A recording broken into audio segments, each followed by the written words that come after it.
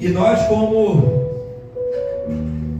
servos do Senhor, nós como homens, mulheres que escutam e que é Bíblia aberta para as outras pessoas, nós precisamos tomar cuidado com tantas coisas.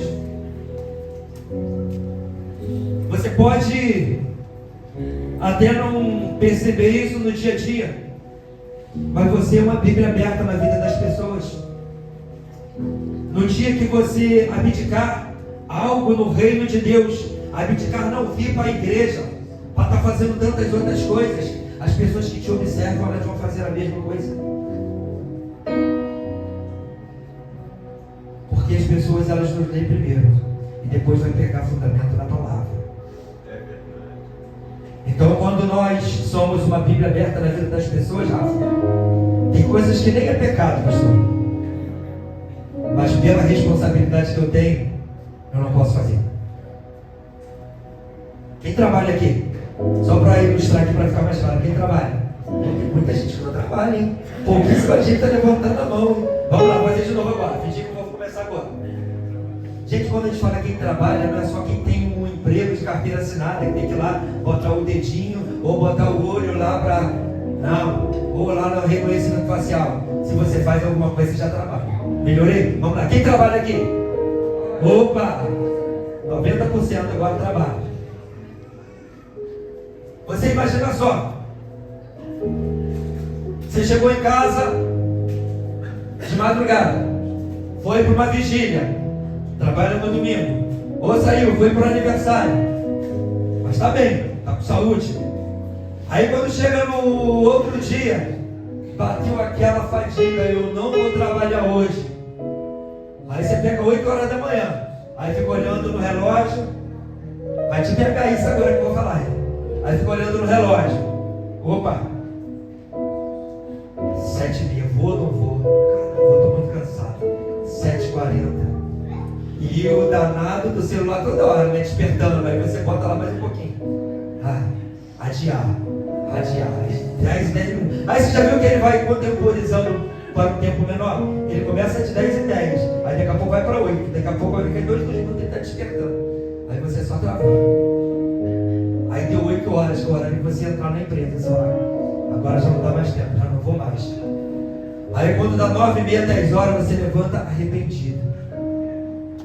Cara, eu vou lá na Mil, ou vou lá no UPA, vou pegar uma testada. É a responsabilidade que você tem. É pecado pegar uma testada do médico? É pecado? Não é pecado. O médico vai te dar um testado. Mas você está doente? Você deve pegar um atestado se você está doente? Aí você pega um atestado, vai lá, fala para o médico que você está fadigado. De repente até deu um pouquinho de dor de barriga, pelo nervoso de ter faltado o trabalho. Não vai ter nada. Aí você vai lá e conta isso para o médico, ele te dá um atestado. Aí você vai e leva para a empresa e dá um atestado médico. A Bíblia, que o teu colega que você está evangelizando lá todos os dias, na hora do almoço, falando para ele. Aí eles perguntam assim, você estava doente? Você ontem não veio? Aí o que você vai falar para ele? Se você falar que estava doente, aí sim você está pecando, porque você está mentindo. Aí a Bíblia que ele lê, ela começa a ficar turva, ela começa a se fechar. E a palavra que é poderosa, ela não começa a não fazer mais efeito positivo na vida dele. Não é somente não pecar, é ter responsabilidades. E a palavra, quando ela vem para a nossa vida, ela cobra de cada um de nós as nossas responsabilidades. Esses dias eu estava conversando com uma pessoa aqui na igreja, com um jovem, eu estava falando com ele sobre essa palavra. Eu falei com ele que, meu filho, você sabe que você tem um chamado sobre a sua vida, que é pregar a palavra. Aí ele falou comigo, pastor, eu sei, já me falaram que eu tenho um chamado pastoral. Eu falei, não estou falando de chamado pastoral, até porque chamado pastoral não é pregar a palavra, é apacentar as ovelhas. Você pode pregar a palavra e não ser um pastor, e pode ser um pregador de excelência.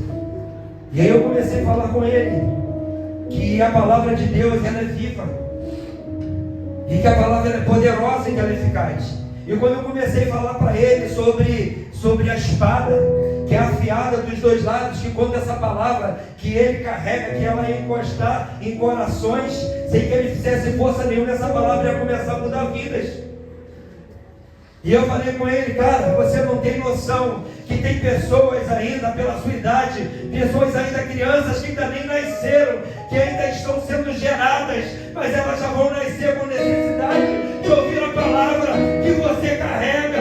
Eu quero dizer para você que eu carrego hoje uma palavra, que existem jovens que me ouvem hoje, que eles nem existiam quando o Senhor me deu uma palavra. E eu falei para ele, o Senhor te deu palavra hoje, que tem crianças que ainda estão embrionárias, que estão no útero da mãe, mas já vai para vir para ouvir aquilo que você carrega, tudo que você tem de lição de vida hoje. Tem pessoas que já vão nascer necessitando de ouvir a palavra que você tem. Talvez você não tenha noção, Daniel, mas existem crianças que ainda só estão nos planos do Senhor, que pela sua idade, quando você tiver os 30 anos, você vai estar pregando para essa criança que ainda nem nasceu. E ele ficou olhando para mim, pastor, o que é isso? Eu falei, é palavra, não é mais nada. É palavra, não é mais nada. E aí quando ele me perguntou, mas como é que isso funciona? Tem crianças que ainda nem nasceram. Eu falei assim, Davi um dia levantou a mão para o Senhor e falou assim, Senhor, eu ainda não era nada. Eu não estava nem no ventre da minha mãe, e todos os meus dias já estavam escritos, todos os meus dias já tinham formas, eu já estava inclusive escrito no livro da vida, mas eu não tinha nem vida, eu não tinha nem forma, e o Senhor já me falava. Davi, mas antes de Davi nascer, o Senhor já tinha instituído aqueles homens para falar, para ele, para orar e para interceder. Antes de Davi nascer, o Senhor já tinha levantado aqueles homens e falar assim, ó, vai nascer um homem, que quando ele tiver caído, vocês vão chegar para ele e vai falar assim, levanta, vai tomar um banho, troca de roupa, come pão e se alimenta, porque o Senhor ainda não desistiu de você. Ele tem uma obra na tua vida, ainda que você esteja caído, Ele tem uma obra na tua vida. E eu quero dizer para você que essa palavra de vida, ela vai chegar até você, para você levar ela para pessoas que ainda nem vieram nesse mundo ainda. Palavra, nós estamos falando do nosso próprio Deus.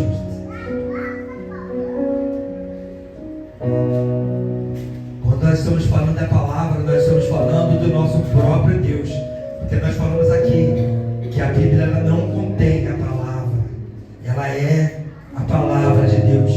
E eu quero te provar isso. Você pode abrir, abre a Bíblia rapidinho, coloca aqui para mim, Apocalipse capítulo 2, a carta à igreja em Pérgamo. Eis que diz aquele que tem, o que ele tem? A espada. Lê aqui, querido, mas lê. A Bíblia de um lado para o outro é um livro de coincidência, mas não é um livro poderoso, é um livro que contém a palavra, é um livro que contém a salvação para a nossa vida. Aleluia! Glória a Deus! Você foi chamado, querido, para cuidar de pessoas que nem nasceram. Você tem noção disso? Uau, é. Você imagina como é que entra uma pessoa na igreja ou procura uma outra pessoa, se a pessoa não vivenciou certas coisas, como é que ela pode discipular? Como é que ela pode ensinar algo de que ela nunca vivenciou? Aquele paralítico, ele estava ali há 38 anos. Porque dizia que naquela época, de tempos em tempos, vinha um anjo e pousava, entrava naquela fonte, e aí as águas, elas se agitavam. E quando aquelas águas se agitavam, a primeira pessoa que mergulhasse ali e que se banhasse, ela era curada.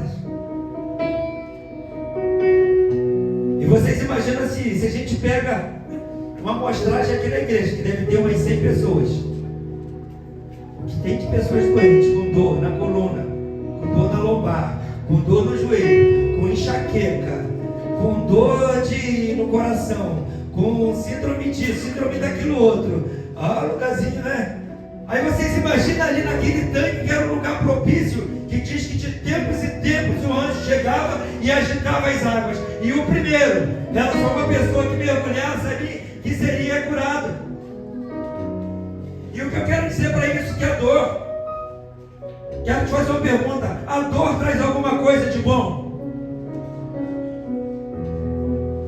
Se a gente colocar na ótica desse paralítico, ela traz muita coisa de bom. Até parece estranho, mas é na dor ou na enfermidade que temos acesso a tantas outras coisas. Você já viu quando está tudo muito bem? Às vezes você só recebe visita da família uma vez por ano, somente no Natal e no Ano Novo. Mas quando tem uma pessoa doente em casa, quando tem uma pessoa acamada, principalmente se for uma pessoa mais popular, uma pessoa de família, toda hora tem visita, chega a ficar chato, que a pessoa não consegue fazer nada, toda hora tem alguém para fazer uma visita naquela casa, não é verdade? Então a dor, a enfermidade, ela começa a trazer algumas coisas boas, porque as pessoas começam a te perceber, começam a perceber que tem família, que tem primo, que tem tio, que tem filho, que tem pai, que tem mãe. Então nós começamos a ser movidos por essas pessoas. Vamos a lugares, começamos a receber bênçãos que não teríamos se não fosse muitas vezes esse processo. Então no tanque de Betesda havia uma multidão de enfermos. Não existia somente um paralítico ali esperando as águas se agitarem. Existiam pessoas ali cegos, existiam pessoas com dor de cabeça, existiam mulheres com hemorragia, existiam pessoas com todo tipo de enfermidade. E a esperança de um milagre. Somente os enfermos, quem está doente, quem está precisando de algo, vive à espera de um milagre. Aquele homem estava ali há 38 anos. E foi na dor que ele recebeu algo que muitos que estavam saudáveis não tinham condições de receber.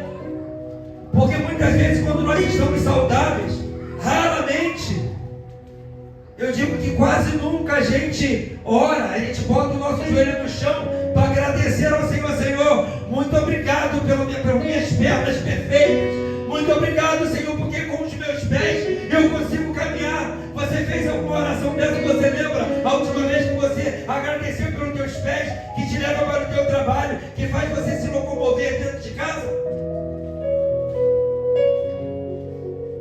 Mas fica paralítico só para você ver se não vai fazer falta essas mesmas pernas, esses mesmos pés. E aí você vai começar a falar para o Senhor: Senhor, como eu preciso dos meus pés. Olha só, quando eu olho para o Vitinho, ele tem os pés perfeitos. Eu poderia ter meus pés perfeitos igual dele. Aí eu começo a lembrar, mas é somente quando a enfermidade ou quando alguma calamidade chega à nossa porta que nós vivemos completamente dependente do milagre. Emocional ou espiritual pode ser o que está nos separando de um milagre. Porque muitas vezes nós achamos que só dependemos de um milagre quando estamos enfermos, doentes ou acometidos de algumas coisas. A enfermidade que nos leva aos lugares onde só os necessitados de Deus chegam. É quando nos posicionamos como aquele paralítico que Jesus nos encontra. Isso acontecer, você abrir o teu coração para entrar na palavra.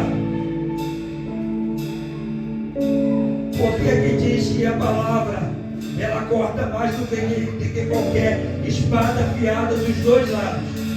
Ela vai até o lugar mais fundo da sua alma e do seu espírito. Ela vai até o íntimo das pessoas e julga os desejos